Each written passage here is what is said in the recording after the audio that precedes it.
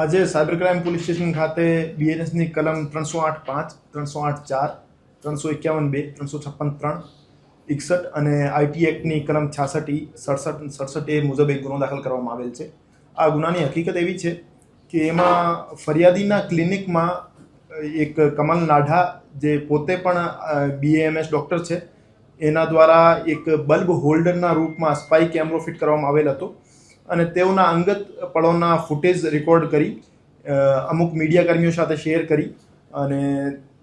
એને ડૉક્ટરને બ્લેકમેલ કરવામાં આવેલ હતો અને બ્લેકમેલ કરી એમના પાસેથી 25 લાખ જેવી ખંડણીની માંગણી કરવામાં આવેલ હતી અને 50,000 રૂપિયા સ્વીકારવામાં આવેલ હતા. તો એ ગુનામાં આરોપી તરીકે અત્યારે કુલ 12 માણસો છે, જેમાં જે ડૉક્ટર કમલ નાડા છે, સત્યની ગર્જના ન્યૂઝના હિરેનભાઈ મકવાણા છે, અજયસિંહ ચુડાસમા છે, હાર્દિક ડોડિયા છે, રાજકોટ હેડલાઇન્સના જગદીશ તેરિયા છે, ભારત ટાઈમ્સના જીગર સોડા છે, ભારત ટાઈમ્સના ઘનશ્યામસિંહ છે, ભારત ટાઈમ્સના જતીન નથવાણી છે, ભારત હેડલાઇન્સના અમિત ઠક્કર છે અને B1 ન્યૂઝના ભરતભાઈ છે. અને આ સિવાય અમુક ફોન નંબર્સના ધારક છે જે આરોપી તરીકે છે. અને અત્યારે સાયબર ક્રાઇમ પોલીસ સ્ટેશનના પીઆઈ શ્રી આ ગુનાની તપાસ કરી રહ્યા છે અને હજુ સુધી કોઈ આરોપીની ધરપકડ કરવામાં આવેલ નથી. આજે સ્પાઈ કેમેરો ફિટ કરનાર માણસ કમલ નાડા છે, એનો એક્સેસ જે ફરિયાદી છે ડૉક્ટર, એમના ક્લિનિક સુધી હતો અને એ પોતાના જે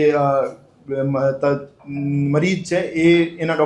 ડૉક્ટરના ક્લિનિકમાં મોકલતો હતો. તો એ રીતે ઇઝીલી એક્સેસ મેળવી ત્યાં એમના જે ઇન્જેક્શન લગાવવાવાળો સેક્શન હોય છે ત્યાં એને બલ્બનો હોલ્ડર હોય, એ બલ્બનો હોલ્ડર સ્પાઈ કેમેરાના રૂપમાં મૂકી અને એના વિડીયો રેકોર્ડ કર્યા હતા. એવું જાણવા મળ્યું છે કે આરોપી પાસે કુલ 3,000 થી 4,000 જેવા વિડીયો છે, જેમાં ડૉક્ટરના અંગત પળોના વિડીયો તો છે જ, બાકી મરીઝોના પણ જે ઇન્જેક્શન લગાવતા અને ઓબ્જેક્શનેબલ વિડીયો છે એ બાબતે પણ વધારાની તપાસ કરવામાં આવશે. મોટાભાગના એવા જે વિક્ટિમ્સ હોય છે જેને કહેવાતા મીડિયા કર્મીઓ દ્વારા બ્લેકમેલ કરવામાં આવે છે અને જેના પાસેથી ખંડણીની માંગણી કરવામાં આવેલ છે, એ સમાજમાં ઇજ્જતના ડરથી અથવા ફ્યુચરમાં કોઈ પરેશાની ના થાય એના ડરથી પોલીસની સમક્ષ આવતા નથી. તો હું તમામને અપીલ કરવા માંગુ છું કે જ્યારે પણ આપને કોઈ એવા કથિત મીડિયાકર્મી અથવા બીજા કોઈ માણસો દ્વારા બ્લેકમેલ કરવામાં આવે અથવા મીડિયાનો ડર બતાવીને તમારા પાસેથી પૈસાની માંગણી કરવામાં આવે તો આપ તરત જ પોલીસનો સંપર્ક કરો. અને આપ જ્યાં સુધી સહન કરતા જશો એ આપની પાસેથી માંગણી વધારતા જશે, પણ આપ પોલીસનો સંપર્ક કરો તો પોલીસ આપની પૂરેપૂરી મદદ કરશે. એ જે મેં મીડિયા કર્મીઓના નામ બોલ્યા છે, સત્યની ગર્જના, રાજકોટ હેડલાઇન્સ, ભારત ટાઈમ્સ અને ભારત હેડલાઇન્સ B1 ન્યૂઝ, એના તમામના લાયસન્સ અને તમામના ડોક્યુમેન્ટ્સ તપાસ દરમિયાન ચકાસણી કરવામાં આવશે અને એને પ્રોપર લાયસન્સ અને ડોક્યુમેન્ટેશન કર્યા વગર પ્રેસ હાઉસ, મીડિયા હાઉસ ચાલુ કરી દીધું હોય તો એના વિરુદ્ધ કાયદાકીય પગલાં લેવામાં આવશે અને બીજી ફરિયાદ દાખલ કરવાનો સ્કોપ હશે તો બીજી ફરિયાદ પણ દાખલ કરવામાં આવશે. અને હું તમામ જનતાને અપીલ કરવા માંગુ છું કે આપને ધ્યાનમાં એવા કોઈ મીડિયાકર્મી આવે, જેસે અમુક સમય પહેલા અમારા ધ્યાનમાં આવ્યો હતો કે એક 3 મર્ડરના આરોપી હતો, એ એક XYZ ન્યૂઝ નામથી એક ન્યૂઝ ચલાવતા હતા અને લોકોને બ્લેકમેલ કરતા હતા. તો એની પણ કમ્પ્લેન અમને મળી હતી. એ જ રીતે આપને કોઈ બ્લેકમેલ કરતો હોય તો આપ તરત જ રાજકોટ ક્રાઇમ બ્રાન્ચ યા રાજકોટ શહેર પોલીસનો સંપર્ક કરો, જેથી અમે કાયદાકીય પગલાં લઈ શકીએ. અમે આની પહેલાં પણ એક સરકારી કર્મચારીની ફરિયાદ લઈને મીડિયા કર્મી વિરુદ્ધ ગુનો દાખલ કર્યો હતો. એ જે આરોપીઓ છે એના ગુનાહિત ઇતિહાસ છે કે કેમ એ બાબતની ચકાસણી તપાસ દરમિયાન કરવામાં આવશે અને હજુ સુધી અમારી પાસે એવી કોઈ માહિતી. સરકારી કચેરીઓમાં પણ જે અરજદાર આવતા હોય છે એમને ગુમરાહ કરવા માટે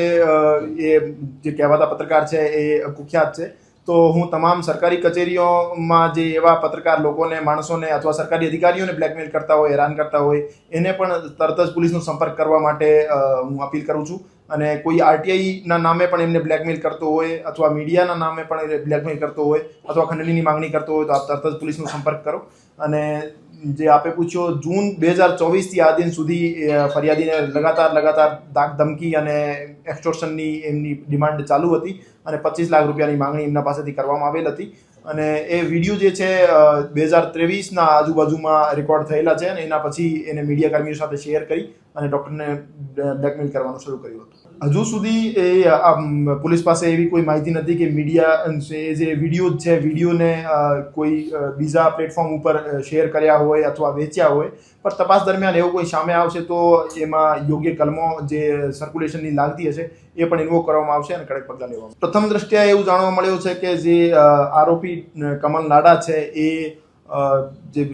ફરિયાદી છે ફરિયાદીના બીજા ક્લિનિકમાં એમનો એક્સેસ હતો અને ત્યાં કામ કરતા લેડી ડૉક્ટર સાથે એમનો એકતરફી પ્રેમ હતો અને એના કારણે એને એમનો સ્પાઈ કેમેરો મૂક્યો હતો. પછી એની દાનત બગડી અને એવા વિડીયોઝ એમની પાસ આવ્યા તો એને ખંડણી માંગવાનું શરૂ. એમની પાસે પ્રોપર લાયસન્સ અને પ્રોપર ડોક્યુમેન્ટેશન નહીં હશે તો એના વિરુદ્ધ જે સોશિયલ મીડિયા ઉપરથી એના પ્લેટફોર્મ ઉપરથી એના પેजेस અને એના અકાઉન્ટ ડિલીટ કરવાની કાર્યવાહી પણ કરવામાં આવશે અને એ જે પ્રોપર રૂલ્સ રેગ્યુલેશનનો ફોલો કરતા હશે તો આ ગુનાના આધારે એમની વિરુદ્ધ કાર્યવાહી કરવામાં આવશે. ફરિયાદીએ અમને ફરિયાદમાં આખું વિગતવાર જણાવ્યું છે કે એને કેટલા કોલ કયા માણસ પાસેથી આવેલ હતા અને એ જે તમામ નામ જે એમને જણાવ્યા છે એમના યા તો એમના પોતે દ્વારા યા એમના કોઈ એજન્ટ દ્વારા ફરિયાદી પાસેથી માંગણી કરવામાં આવેલ હતી અને એના આધારે જ અમે આરોપીઓ તરીકે એમના નામ લીધા છે. તેમ છતાં અમે તપાસ કરીશું અને જેનો રોલ નહીં આવતું હશે યા જેના વિરુદ્ધ પુરાવા નહીં હશે એના વિરુદ્ધ કાર્યવાહી નહીં કરીશું, પણ જેના વિરુદ્ધ પુરાવા મળશે એના વિરુદ્ધ કડક પગલાં લઈશું.